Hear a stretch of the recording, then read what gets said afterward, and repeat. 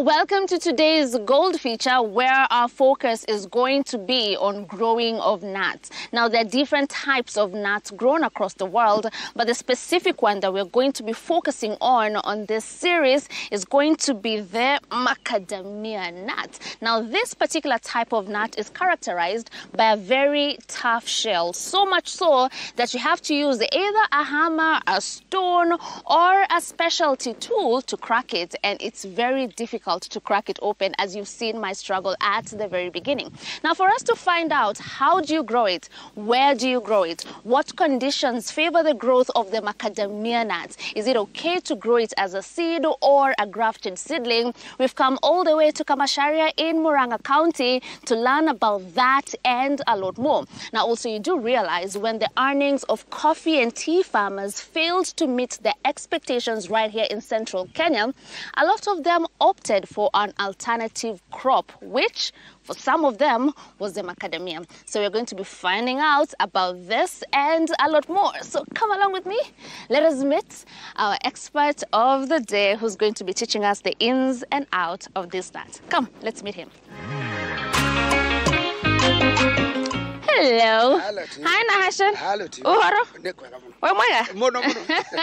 So thank you so much for having us here. Yes, sir. Today we want to learn so much about macadamia farming in Kenya, and we believe we are in the right place, right? Yes, that's. Situanze, tunanzia wapi? Thank you very much, and karibuni. Macadamia, we start from the nursery. All right.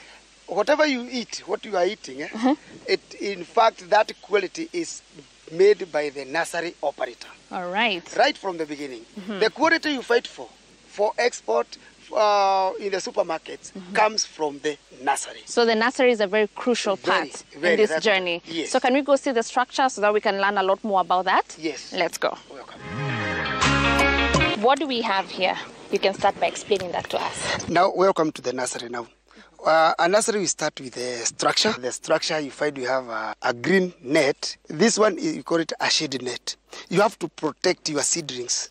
And every work you are doing should be under the net. And purposely this one, we have a 40% net mesh. You see this mesh? It's 40%. It's only allowing 40% of sunlight in. You can see how it is very sunny out there, but our seedlings are very green. We are protecting them. In fact, it's a nursery, like just a nursery for kids. We are nurturing these things.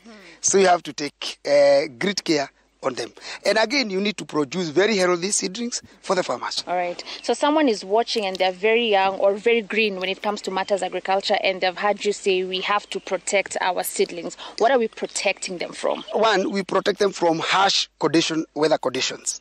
When it is too rainy, like hailstones, we have this one will protect the seedlings from hailstones, and again from very strong weeds. There's another one we put for insects, to keep away the insects, and also the intruders. We don't want anybody to intrude or any animal to intrude into the nursery. So birds is part of it? Yeah, we don't like birds in the nursery. All right. Because they will contaminate our seeds. Great. Yes. So this is the net, which you have said is 40% yes. mesh. Yes. What is the purpose of that? It's to reduce the content of sun intensity inside the nursery. We only need 40% for photosynthesis. Right. But because they are tender, we need a very regulated sunlight. And also, for beginners, it's not necessary you go for them. Right. They are the hardwares. You don't need to have nets, because it's quite expensive. You can put like banana leaves, dry banana leaves, maize stalks, but you regulate. All right. Yes. So maybe you can give us a rough figure, so we understand what are we talking about when you say quite costly for this net. It's sold in square meters. Right. Per square meter is around 250 You can see it's approximately almost 200,000 Yes. I've spent with the nets alone. Quite costly. Yes. All right. Now, is there a particular reason why it has to be black, or for the net it can come in a different color? Sometimes they bring black, green, but black is good because that color black, it creates an impression of darkness in the nursery. So they tend to grow straight, looking for sunlight. Yeah, so black is very important in a nursery. Great. So once we have our structure ready, where do we go to next? Now, when you put up the structure, you need to start with a sand bed. Sand bed is where we grow our seeds. You make them germinate to become seedlings. So is a sand bed the same as a seed bed?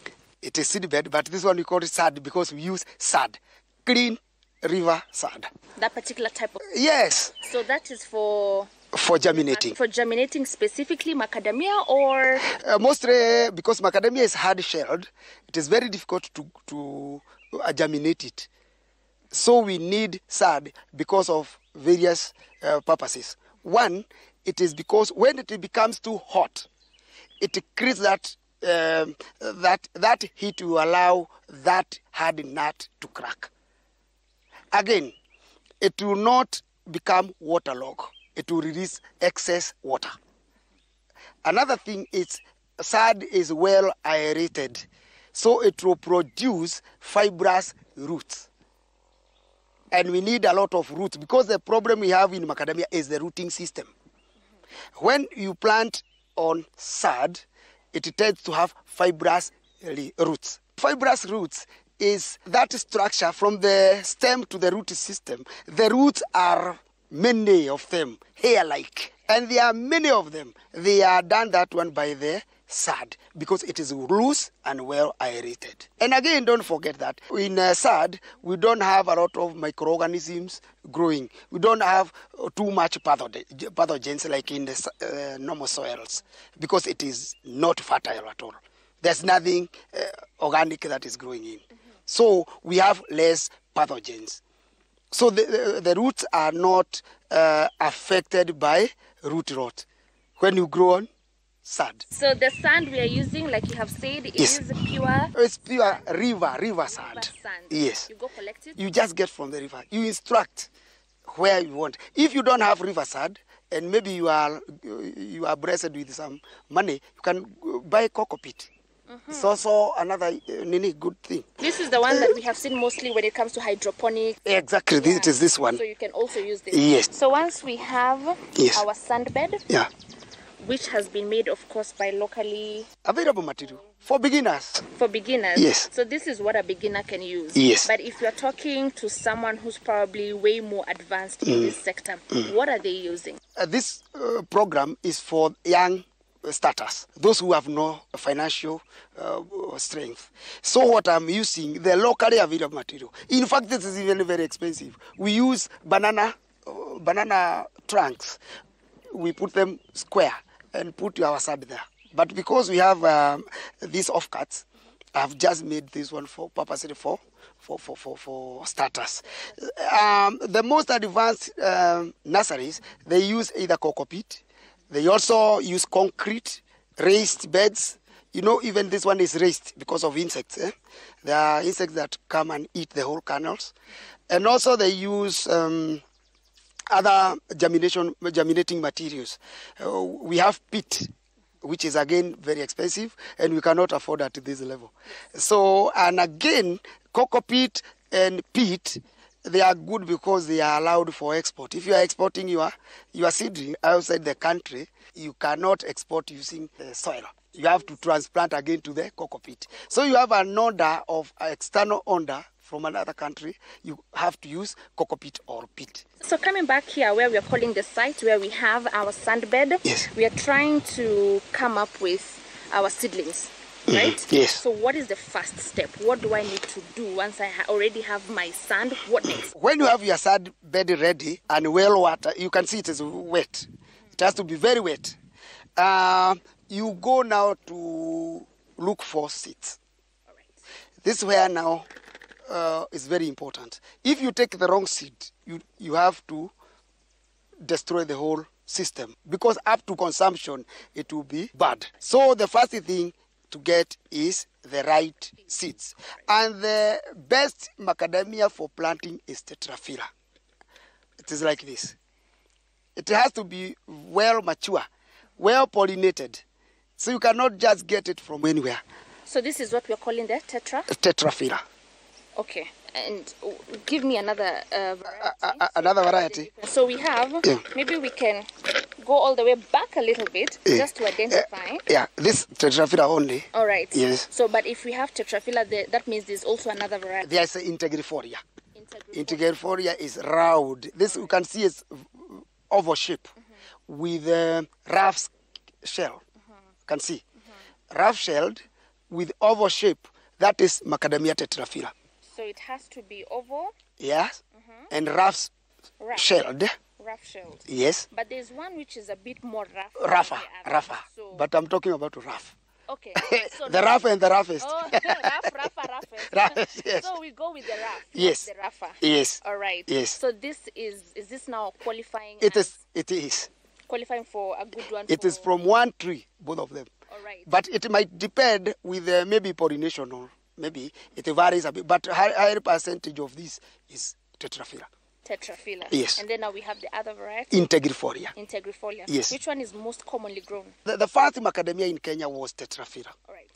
But now, this is what we have, and now they help us very much when propagating to the newer varieties. Because already they are good rooters, they are resistant. Since they were planted by our forefathers, they are still bearing. So they are very good, and they are very friendly with our soil. And they are very resistant to diseases. The Tetraphylla. Tetraphylla. All right. And again, they are good rooters. They anchor trees well in the soil.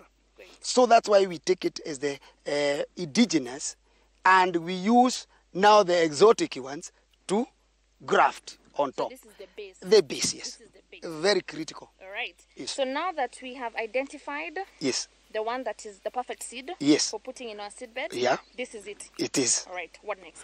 After this, we do what we call, after grading and sorting and getting satisfied that they are good, we do what we call scarification. Scarification is preparing a seed to plant. Okay. And scarification of macadamia is soaking for 72 hours. Soak it in water. Plain water? Plain, clean water right. for 72 hours. Okay. Where after soaking, then you dry, not really drying, exposing to sunlight for about 15 minutes. All right. About 15 minutes, it will crack. You see this line here? It will crack. So, after 72 hours of soaking, expose it to some light for 15 to 20 minutes. All right. Yes, not a whole day. All right. 15 minutes. They will crack. After cracking, then that seed is ready for planting. Someone who's in a space where the water is salty and they soak their macadamia in salty water. Salty water will always create problems when germinating. Even chlorine water will bring problems in the nursery. So we avoid chlorinated and saline water. All right. So we prefer normal, pure fresh water. Fresh water. Great. Yes. Got you. Yeah. All right. So after it's cracked? After cracking, then you go to your seed bed. After going to your seed bed, you have to be very orderly. You put some trenches like that. Then the cracked side, see the cracked area? Yes. That crack, it should face downwards like that. All and right. you press. And is there a particular reason why you faced it this way and not? Yes. Why? Because, I understand you had done a bit of biology. We are expecting the plumule and the radicle to come from either side. The plumule will either come from this side or this side. And the radicle the same. All right. So what we shall do, we shall give now space for this one to move from this side and from this side. If you bring this side, they will collide with the next. Yes. Great. Yeah. So we put it across like that. And we press. Maybe this one is about 6 inches. We allow it to go for 2 inches downward. Don't expose it to the sun. So the hole that you're creating should be? 2 to 3 inches 2 to downwards. 3 inches. Yes. All right. Yes. Then you give a space of 2 inches. Then you put the next. So sometimes you find that we can maybe squeeze them a bit, but it is advisable to have them 2 inches apart. All right. Yes, like that. Okay. And I think we can just do another one. Like that. Good. So we are done with one row. Yes. I saw an insect. Will this cause a problem? It's a digiriri. No, the giriri are not. They are actually bad, but because it is raised, sometimes you can just keep away. You just apply insecticide. After planting like this, you spray an insecticide to repel. Can we continue with the row? It's okay. All right. So will we cover? No? Yes, we shall cover. Okay. We shall cover. Yes. Great. But it can be quite tedious. No. We are used. You know, this is business. It's business. If you cannot get so many. You will be here the whole day. No, we employ so many people. Yeah. At least we get people to help, and it's a part of employment. All those guys you find around, they will come here for work. All right. Yeah, sometimes we even have 60 people working here. No way. Yes. Incredible. So clearly agriculture is helping in a good way of creating employment. Yeah, it is the largest industry in Kenya, being the backbone of this country. True. Yes.